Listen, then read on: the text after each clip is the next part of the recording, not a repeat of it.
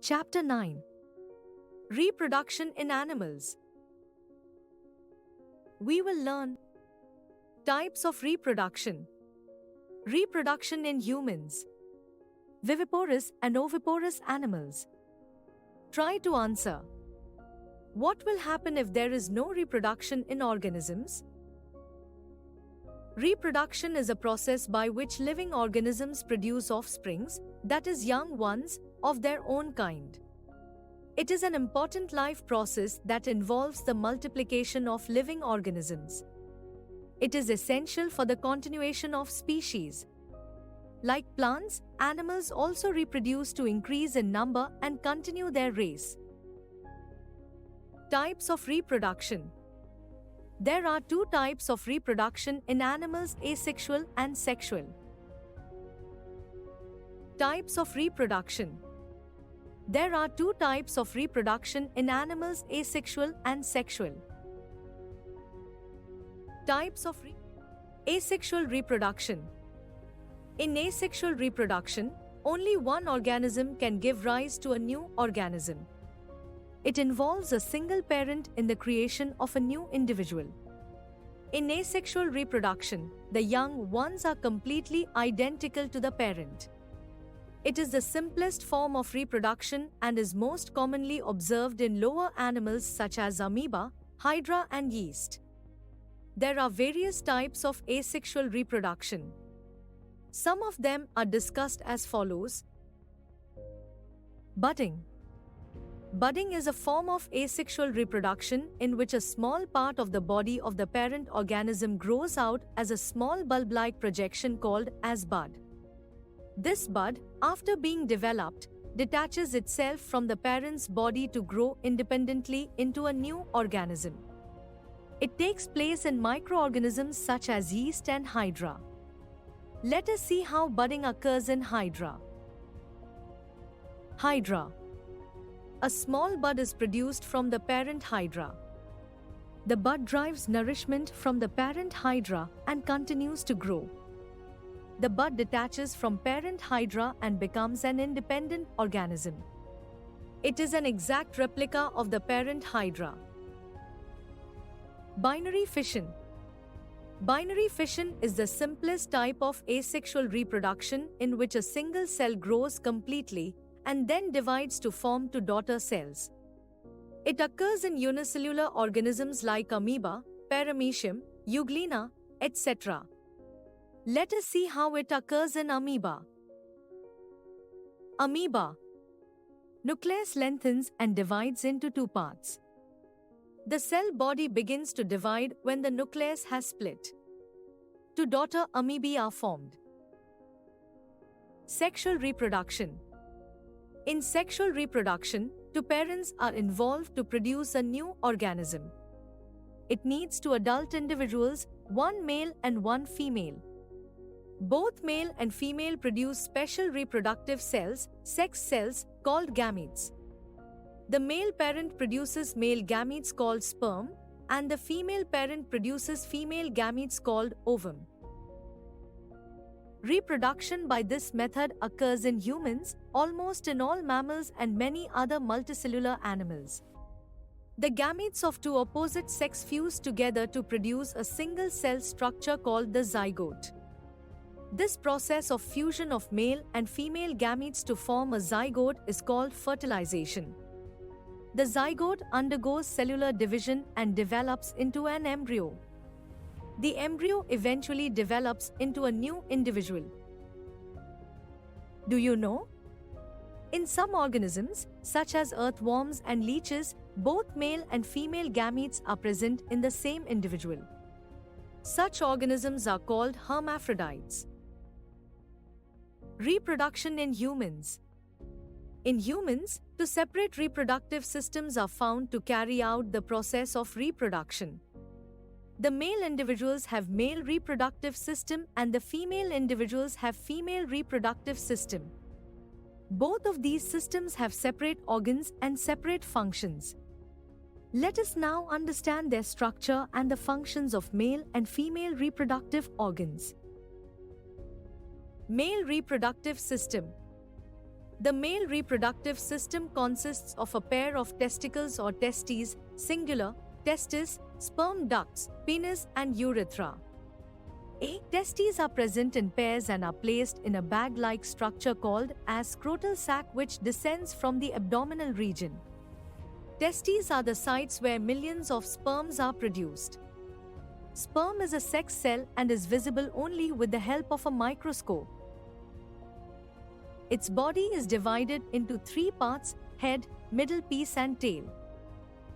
Sperm ducts, vas deferens, are two in number, each one arising from the testis placed on either side. It has a tube-like structure that helps to transport sperms produced in each testis into the penis. They also collect fluids secreted by different glands. These secretions are rich in proteins to enrich the sperms. Sperms along with these secretions form a thick fluid called as semen. Penis is a muscular organ that transfers the sperms into the vagina of the female's body. Urethra is a tube-like structure present inside the penis, which receives both urinary tube and sperm duct and serves as a common transporting organ for urine and semen. Female reproductive system. The female reproductive system consists of a pair of ovaries, a pair of oviducts, also called fallopian tubes, vagina, and the uterus. Ovaries are present in a pair and are placed on either side of the lower abdomen. The ovary produces female gametes called ovum, egg. Usually one ovum is released from one of the ovaries every month. Oviducts. Fallopian tubes are a pair of thin and long muscular tubes that extend from the left and right superior corners of the uterus to the edge of the ovaries. Oviduct carries ovum released from the ovary to the uterus. It is the site where fertilization takes place. Uterus is a hollow muscular organ where the zygote matures and grows till it is ready to be born. It protects and nourishes the developing embryo. It is also known as the womb. Vagina is an elastic, muscular tube that connects the cervix of the uterus to the exterior of the body. The vagina functions as the receptacle for the penis during sexual intercourse and carries sperm to the uterus and fallopian tubes. Fertilization. The process of fusion of sperm and egg is called fertilization. It is the first step of reproduction. Egg is released by the ovary and reaches one of the oviducts. Oviduct is the site of fertilization. The nuclei of the sperm and the egg fuses to form a single nucleus. This results in the formation of the fertilized egg or zygote. The formation of zygote marks the beginning of a new individual. From the oviduct, the zygote travels to the uterus where further development takes place. The resultant zygote inherits the characteristics from both the mother and the father. This is the reason why brothers and sisters carry common characteristics which resembles the characteristics of their parents. Do you know? If the ovum is not fertilized by a sperm, it is expelled out from the uterus along with blood and uterine muscles through the vagina. This is known as menstruation. Development of an embryo. After fertilization, the zygote moves down to the uterus and divides repeatedly to form a ball of cells called embryo. The embryo attaches itself to the uterus wall with the help of placenta, where further development occurs. Once implanted, the embryo divides further and starts differentiating into different types of cells performing specific functions, such as muscle cells, nerve cells and blood cells, referred to as cell differentiation or cell maturation. These cells eventually form different tissues and organs of the body. Gradually, the different body parts such as hands, legs, head, eyes, ears, etc. starts to develop. The stage of the embryo in which all the body parts can be identified is called a fetus. This stage takes place in or after about 8 weeks of fertilization. The placenta is connected to the embryo by a tubular cord called umbilical cord. Blood vessels in the umbilical cord supplies nutrients and oxygen from the mother's blood to the embryo and take away the waste carbon dioxide and other waste from the embryo to the mother's blood. The uterus increases in size as the fetus grows. The uterus is filled with a fluid called amniotic fluid that protects the fetus from jerks and change in temperature. The period between fertilization and the birth of the baby is called gestation period or pregnancy. In humans, it lasts for about 40 weeks or 9 months. When the development of the fetus is complete, the mother gives birth to the baby. Do you know? Some women are unable to bear babies because their oviducts are blocked. This prevents them from being fertilized as the sperms cannot reach the oviduct where the ovum is present. This problem can be overcome by fertilizing an ovum with a human sperm in the laboratory with a technology called in vitro fertilization, IVF. In this technique, freshly ovulated eggs are collected from women who are incapable of bearing babies. These eggs are maintained under sterilized conditions and are fertilized with the sperms collected from the husband of the woman. Here the fertilization occurs outside the body of the female. In case fertilization occurs, the zygote is allowed to develop for about 7 days and then it is transferred into the mother's uterus. Complete development takes place in the uterus and the body is born like any other baby. Babies born through this method are called test tube babies. Types of fertilization. Fertilization can be of 2 types, internal fertilization and external fertilization. Internal fertilization, when fertilization takes place inside the female's body, it is called internal fertilization. This is observed in human beings and other animals such as hens, cows and dogs. External fertilization, when fertilization takes place outside the female body, it is called external fertilization. It is very common in aquatic animals such as fish, starfish and frogs. In this type of fertilization, millions of gametes are produced and released into the water. When a sperm encounters an egg cell, it fertilizes the egg which leads to the development of the zygote. The zygote develops into a new individual in the water itself. Organisms that use external fertilization to reproduce must either live in the water or return to the water for reproduction. For example, during rainy season, female frog lays eggs entangled in a jelly-like substance on the surface of the water. Immediately, male frog ejects sperms directly on the cluster of floating eggs. The sperms swim in the water with the help of their long tail and fertilize the eggs. Viviparous and oviparous animals. You know that some animals give birth to babies and some lay eggs which later develop into babies. Based on this, animals can be divided into following 2 different categories. Viviparous and oviparous animals. Viviparous animals. Animals which give birth to their young ones are called viviparous animals.